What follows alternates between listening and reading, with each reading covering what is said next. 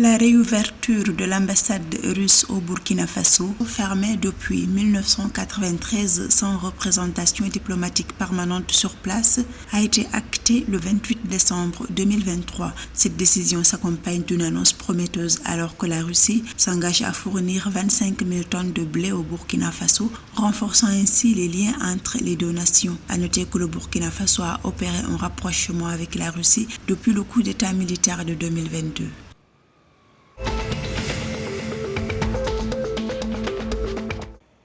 La mission de l'Organisation des Nations Unies a mis fin dimanche 31 décembre 2023 à 10 ans de présence au Mali. La mission multidimensionnelle intégrée des Nations Unies pour la stabilisation au Mali, MINUSMA, déployée en 2013 pour stabiliser le pays après des conflits internes, a joué un rôle essentiel dans la préservation de la paix et la promotion de la sécurité au Mali. Selon l'ONU, 311 membres du personnel de la MINUSMA ont perdu la vie et plus de 700 ont été blessés au cours des 10 années de déploiement de la mission au Mali.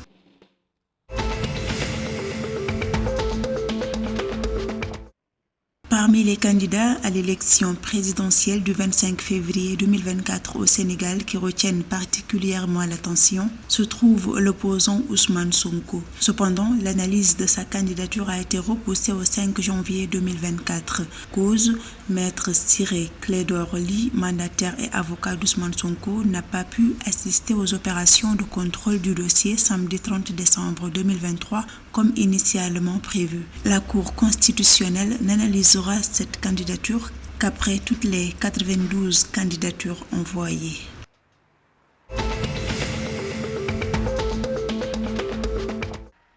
La Côte d'Ivoire s'apprête à entrer dans une nouvelle ère avec l'essor imminent de son secteur pétrolier, les récents développements avec le démarrage de la production du gisement Baleine, la plus grande découverte d'hydrocarbures jamais réalisée par une compagnie pétrolière en Côte d'Ivoire, laissent entrevoir une production de pétrole brut atteignant environ 200 000 barils par jour d'ici 2027. Les ressources du champ Baleine sont estimées à 2,5 milliards de barils de pétrole brut et à 3 300 milliards de pieds cubes de gaz naturel.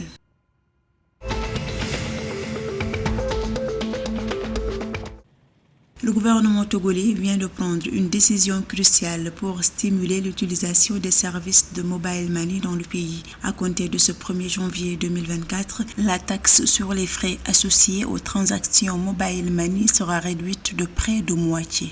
Une mesure mettant fin à l'application de la taxe sur la valeur ajoutée qui était en partie en vigueur. Elle devrait également réduire les coûts supportés par le consommateur final, renforçant ainsi la démocratisation des paiements numériques et stimulant l'inclusion financière au Togo.